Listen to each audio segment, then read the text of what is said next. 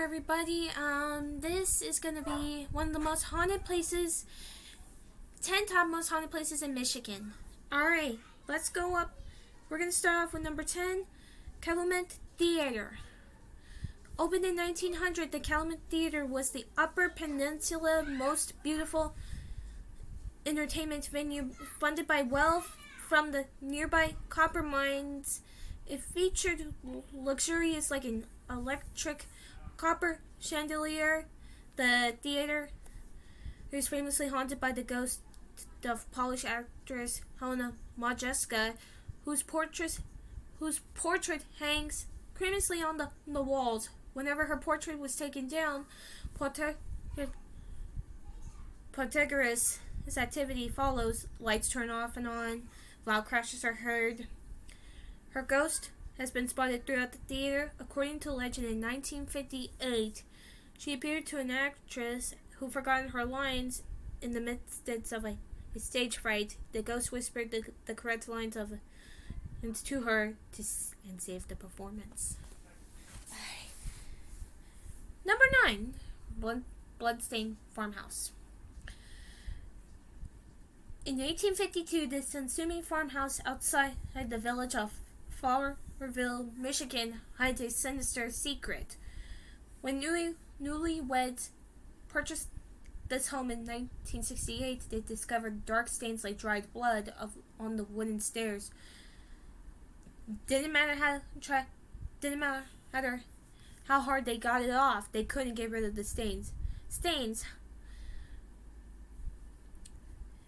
Of their worries, the husband stayed in the house alone the first time, and he was chased out by a ghost. The couple also claimed doors slam on their own, pictures fall off the walls, even the vacuum cleaner move across the floor on its own. And also when the couple's child was old enough to speak, he told his parents that he could talk to the ghost, that its name was Arnold. If this strange activity was continued after the family moved, it was unknown. Like, unfortunately.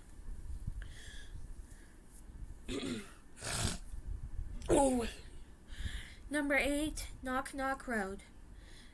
Ghost children are almost always creepy, but they are especially so when they appear in unexpected places.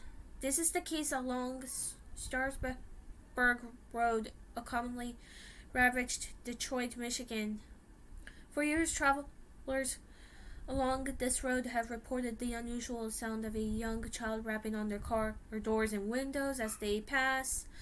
According to legend, announces a girl was riding her bike in the neighborhood when she lost control and rolled into a busy street.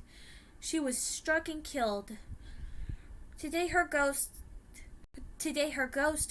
knocks on the windows and doors of passing motorists, trying to get their attention. Other version of the legend tells a car full of teenagers who crashed their car into a pole, slowly burned to death. Trapped inside the burning vehicle, they pounded on the windows, desperately trying to alert people to their plight. Alright. So sad.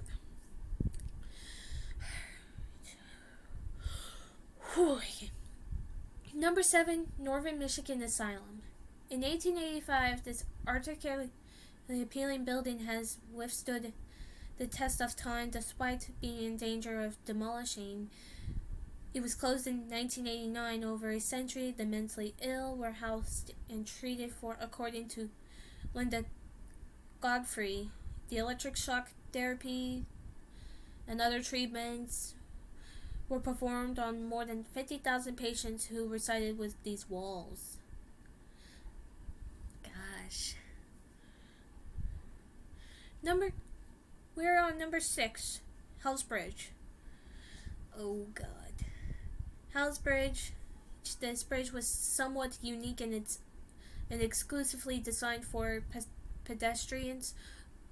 Located in the woods off of Frisk Drive, just north of 12 Mile Road, near a dirt turnaround, the bridge allows hikers to cross over Cedar Creek, It is basically supported to steel mesh with no guardrails. Over the years, this spot has developed a sinister reputation.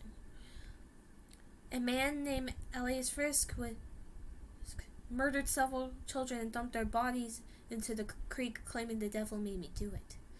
Visitors report encountering unexplainable temperature drops, seeing a misty figure, or hearing the sounds of children crying and splashing in the water. If you also stand on this bridge at midnight, you will supposedly hear the devil scream in Turpin.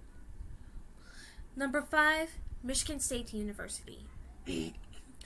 With nearly 48,000 students, Michigan State University is the 9th largest university in the United States.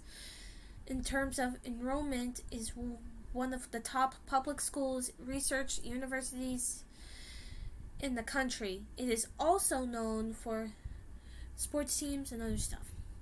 While administrators are hesitate to discuss it, for the past several decades, students have shared stories of a ghost named Bill who haunts Warden Center who for the performing arts. Bill is considered to be a protective presence. Is rumored to be the ghost of a student who was beaten to death in the early 1980s. Objects move on their own, doors open and close, lights turn off and on their own. According to Cynthia Thuma and Catherine and Laura in their creepy colleges and haunted universities, one student who saw Bill described him wearing a white button-down shirt and black cotton pants. Dang, scary. Okay, we have number 4, Butler William Gangong Cemetery. For the last 2 centuries, this remote rural cemetery is next to a schoolhouse on Henry Ruff Road was quiet and scenery. That all changed one day in 1980. Marion Kula, a local psychic who called herself Gundila, paid a visit to the cemetery and made a grisly discovery. When she thought it was a blonde wig, it turned out to be a woman's scalp. As she got closer, she saw bones and pieces of a white dress and bits of a coffin lying around. The authorities thought heavy rain must have washed the casket up. It was dug up by animals. Kula suspected something more sinister. Whatever the reason is, it touched off a series of unfortunate events. Shortly after discovery of the corpse, a man died in a car wreck on the curve in the road near the cemetery. People began to whisper that the ghost of a young blonde was causing accidents, and the curve began to be known as Bad Curve. Other visitors have heard screams coming from the cemetery at night. Number 3, the Holly Hotel. Built in 1891, the historic Holly Hotel has a tragic history. It suffered not one, but 2 devastating fires. The first place took in January 19th, 1913. The second erupted on January 19th, 1978. It took 65 years to the day and hour of the first time. The hotel was quickly recovered, but its original furnishings were destroyed. Its owners, however, took great care of her. Every reincorporated and every piece of wood, railing, modeling, tile, and glass, which could have been salvaged from the 1978 fire. Today, the hotel features a bunch of fine dinings and one of Michigan's oldest comedy clubs. With a side of ghosts, over the years, many guests have reported smelling cigar smoke and the scent of perfume, while others see a spirit of a young girl who plays in the kitchen. And on the banquet room steps, the young girl is said to knock over pots and pans, and a named Nora sometimes appears in photographs taken at the hotel, and she has been heard softly singing at night. Oh my god. Scary. Very creepy. Two more. Alright. My neck. Number 2, Henderson Castle. Castle was historic. Henderson Castle was built in 1895 by businessman Frank Henderson. His company produces medals and decorations for secret societies. He spared no expense on this Queen Anne-style home on West Main Hill overlooking downtown. After his death, the house passed over to several owners and soon developed a reputation for being haunted. It has appeared in at least 3 horror films. Both Frank and Mary Henderson are believed to haunt the home along with the ghost of a girl, a travel writer for Detroit Free Press described being woken by someone tapping on her arm. When she opened her eyes, she heard someone say, "Go away." From the darkness, the owner's son witnessed the apparition of a lady wearing a Victorian dress.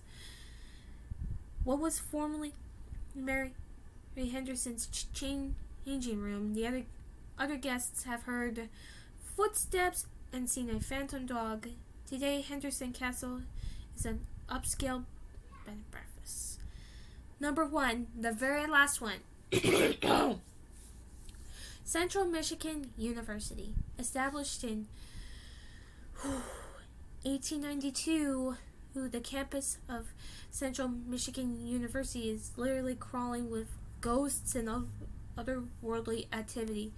Has been reported at nearly every building on campus. Some of the more notable encounters have occurred in Warren Hall, Powers Hall, and at the former site of Bernard Hall.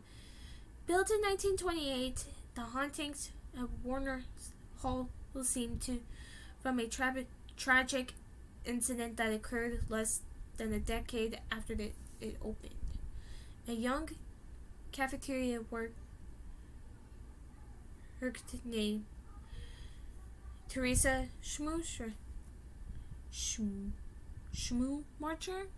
I believe, died of a head injury near the elevator, and since then students have heard her footsteps echoing around the central staircase. She has been known in manifest in a blue light, and it caused the elevator doors to open and close on their own. Phantom piano music is said to echo through Powers Hall. The music is attributed to the ghost named Emily, who died in the 1930s. She's allegedly buried under a piano-shaped hedge in the building's foyer. Torn down in 1996, Bernard Hall was the setting for his most well-known ghost story. The cause of her death is uncertain, but the ghost of a freshman named Caroline is widely believed to wander the hall in her nightgown. After the building was torn down, she was spotted along the Park Library pond and in the graduate dorm that was built over the ruins of Bernard. Strange things have happened in experience at Caroline Illuminate House, making Wood Hall, and Charles C. Barnes Hall as well. Alright. Okay, so there you have it. There were the 10 top most haunted places in Michigan. We went from 10 and all the way to the last one, which is this number 1. Alright. I really hope you liked this video. Well, thank you for watching, and then I'll be back with more. Until next time, bye bye.